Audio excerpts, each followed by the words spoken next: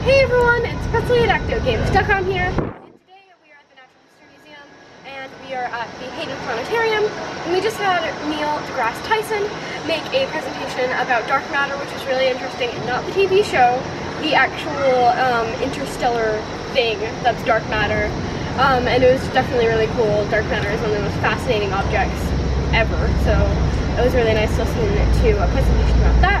And now we're kind of wandering around the space exhibit and taking a look at some of the stuff that we can see. Okay, so this is one of our favorite things in New York, period, and probably our favorite thing in the museum. And this is the largest meteor on display in any museum in the world. And they even had to make a special pillar for it to hold it up because it's so heavy. And in fact, it's so heavy that it's just sitting here. I don't believe there's anything like attaching it to the ground. This is how heavy it actually is. It's just sitting there, and it's really big. Yeah, there's spots where people tried to cut it open. So there's actually a cut right here. This little smooth spot is cut. Someone cut it off, and people were trying to drill through it here and knock this piece off. And in fact, there's a hole that you can stick your hand all the way through and look through. So I had a great time at the Natural History Museum. There were so many things that were absolutely amazing. Even though we'd been there before, there are still so many amazing things that we hadn't seen before. And that big meteor is just one of my favorite things ever. So I got to see that again, and that was really cool. But yeah, we had a really great time there at the Science Museum. And then we did our secret thing of the trip, because we always like having a secret thing that we don't tell you guys. So it's a little bit of a surprise. And we actually got to do interviews with a couple of people who are cast members of Hamilton, which is absolutely crazy. So I did one with Syndee Winters, and she actually let me interview her on stage and took us around the backstage a little bit, and she was really, really sweet. She was so nice and absolutely amazing. As well as towards the end, we got to ask Brandon Victor Dixon a few questions, who plays Burr, and that was just absolutely amazing. So we're gonna put a couple clips of the interviews here as a little teaser, and then we'll put the full interviews out as videos in a little bit. So if you want to see those, then please press that subscribe button. Microphone's on. Are you recording? It's now recording. All right, I'm rolling. Awesome. Yay. Knock it out. One step closer. There you go. There we go. Okay. Okay. So I'm here backstage with Syndee Winters, who is the backup for Eliza and all of the Schuyler sisters, as well as Mariah Reynolds. And I can consider her one of my favorite history teachers. Thank you so much for taking a couple minutes to be on.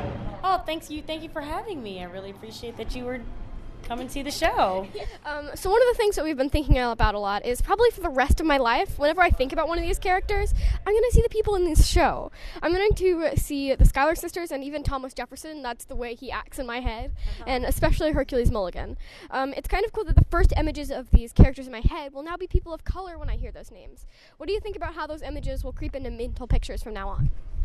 Wow, I think that's a really great question, and we get questions like that all the time. Oh, by the way, this is Roddy Kennedy, and he is also in the cast of Hamilton, and he's like one of my best friends here. So I figured that he would be able to answer some questions like that as well. Yeah.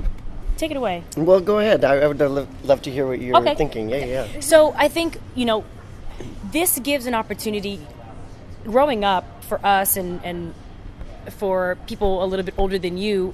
When we would go and sit into our American history class, we would open up a textbook, and then you would see the names of George Washington, Thomas Jefferson, Alexander Hamilton, Aaron Burr, or James Madison, and you would just think that they're these old guys in wigs on a paper in my class that I have to read about, that signed a Declaration of Independence that I don't really have a connection with, other than that they helped form America in a way, right? Yeah.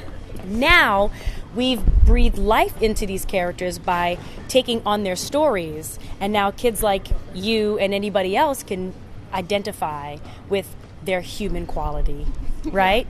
That they were actually people like you and me that had an idea, that worked together to create a product that is the United States of America, for example. So that, I think, to us and to people your age and younger, and from time and from this point forward, it really gives a personal connection to this historical story.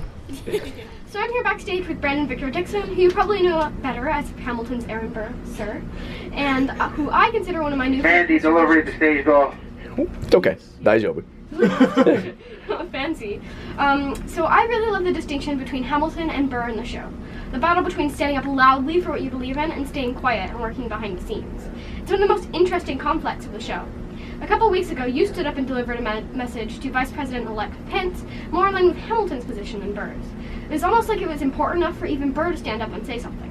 What did you think about the irony of that message being delivered by Burr? Well, you know, I think that the way I see Burr as relating very, very closely to Hamilton. It's just that he feels that Hamilton's methods are not the ones. That's not the way to move ahead. And I did find it a little ironic that I was the one who went ahead and delivered that message. But you know, I think ultimately, what's wonderful about Burr is that Burr is passionate. Burr just wants to be the one molding the union. That's really what it is. He wants to be in the room. He wants to have an influence. You know, he wants to have a voice. That's his fight, to have a voice. And he doesn't recognize that he has a voice already. You just have to say what you're passionate about now. Say what you believe in. There's no point in waiting.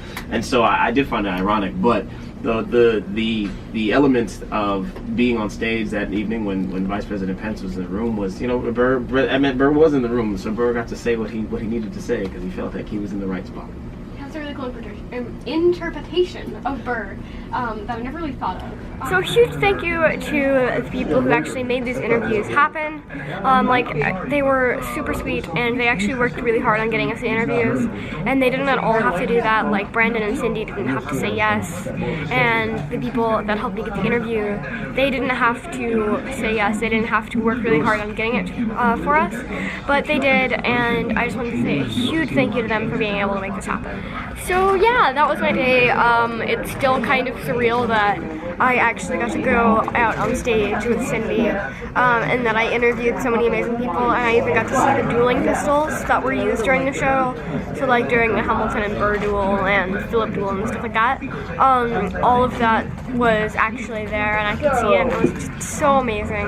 I'm still kind of trying to process that happened, but yeah, it was super duper amazing, and I hope you guys subscribe so that you get notified whenever we put out the interviews, so that you can check them out, because they definitely had a lot of really interesting things to say about the show. So yeah, thank you for watching, and I'll see you tomorrow. Bye!